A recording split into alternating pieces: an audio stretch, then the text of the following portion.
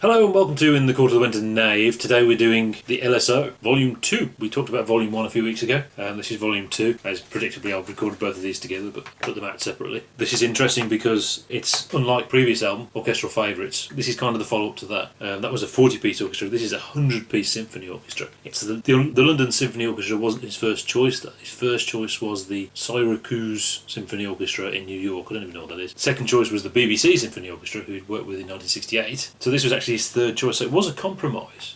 And he did complain quite a lot about the quality of the performance. This second album, the reason why it wasn't released at the start, it wasn't because he was holding stuff back, it was because he was hoping he'd be able to fix the mistakes made by the orchestra. To be fair, you don't really hear a lot of that. Not really. I mean, supposedly this was the stuff he felt was unreleasable, but I mean, usually with orchestras, when they're not playing well, it's more that it's just sort of mushed a bit, it's sort of blurred. It's not like when a rock band plays out of time, it's a train wreck. If an orchestra plays out of time, it just kind of sounds blurred and a bit wishy-washy, sort of numbs the effect of the music, so I suspect that's what it is. And these are all songs we've heard before, and they're not the best versions of these songs. Kent Nagano was the conductor, and he brought along Chad Wackerman and Ed Mann, and also David Ocker, clarinet. Not sure what the orchestra may have thought of him bringing along his own soloist, because they must have had their own principal clarinetist. So that's interesting. It sounds like he had a lot of difficulty in producing this. I don't think he made any money on it. There is a funny interview, actually, you should watch on YouTube from around the time the first one came out in '83, and the guy says, "Oh, I hope you make lots of money out of this," which sounds like a put down. I don't know if it is a put down or whether it was just an innocuous thing to say. But of course, Frank said, "Well, you don't make money out. You can't make money out of orchestral music." He was making his rock albums to fund this, which is interesting. The press were morons as usual. The tabloids, a couple of amusing quotes from the Daily Mail where they couldn't tell the difference between the orchestra tuning up and the playing.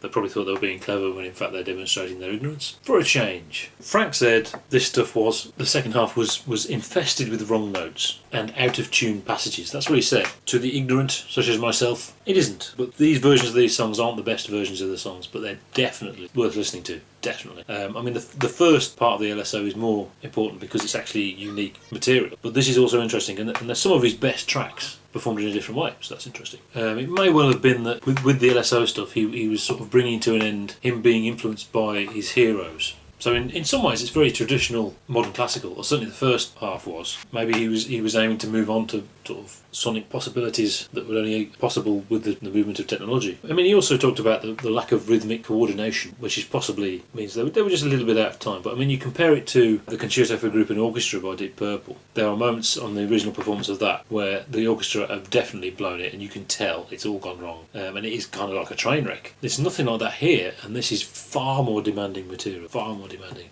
It just kind of sounds a bit wishy-washy. Often the Orchestral Favourites version of a track is better. He also complained about out-of-tune trumpets, but I really like the out-of-tune trumpets. I'll talk about that in a bit. I suspect with some of this, because it was being recorded by an English orchestra, he was doing to Englishness what he normally does to Americanness. I get the feel of that. There's an Englishness about some of the tracks, particularly the last track, which is really entertaining and funny. The album opens with Envelopes, which we heard on Drowning Witch. It's a reasonable orchestral version of Envelopes. I think the rock version works better for me than this version. That could be a performance thing, I'm not entirely sure. But at the same time, it's a great opener because it's relatively short and it is quite accessible for that kind of modern classical piece. That's pretty cool because track 2, of course, is Pedro's Dowry, which I think was one of Frank's favourite pieces he'd written. He was very, very proud of it, and it's not an accessible piece. It's quite heavy going. I do think the Orchestral Favourites version is the definitive version. This is still good, but playing the two back to back, it does feel like Pedro's Dowry works better on Orchestral Favourites. That may just be because it works better with a 40-piece rather than 100-piece, maybe.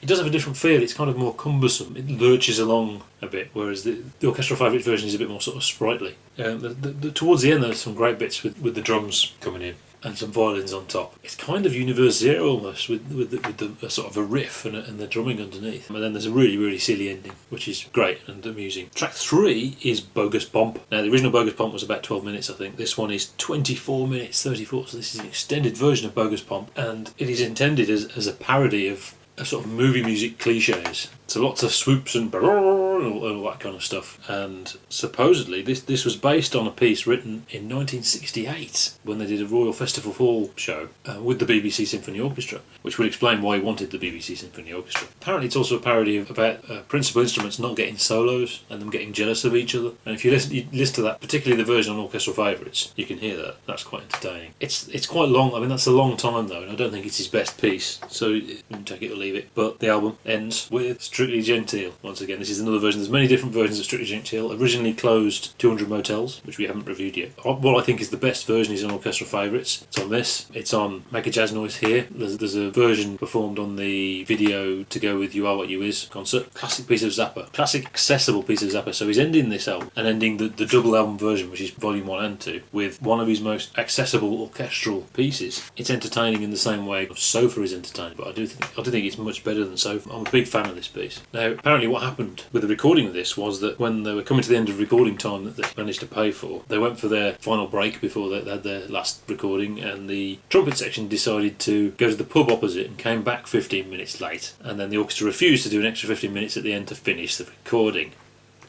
Facepalm, typically English, and the irony is, I think this version of the song is deliberately written as a parody of Englishness, but Frank did complain about the out-of-tune trumpets on this track, and that was one of the reasons why he didn't want to release it. But I really like the out-of-tune trumpets. I think it's funny. I think it's a really entertaining piece. I still prefer the Orchestral Favourites version, but this is an entertaining version of Strictly Genteel. You know, for fans of the song, it's worth having another version of it that is this different. But supposedly he had to make 50 edits to get it right, and there's a bit at the end where there's a large number of strings which seem to be very, very low in the mix. So it's possible something was going wrong there and you can't hear it, and Frank's managed to mix it down. It also fades. Controversial. It fades. But still, for all the complaints about it, if Frank hadn't complained about it, I would just be going on about how great this is, because this is an awesome album. And I highly, highly recommend getting the CD version, which is Volume 1 and Volume 2.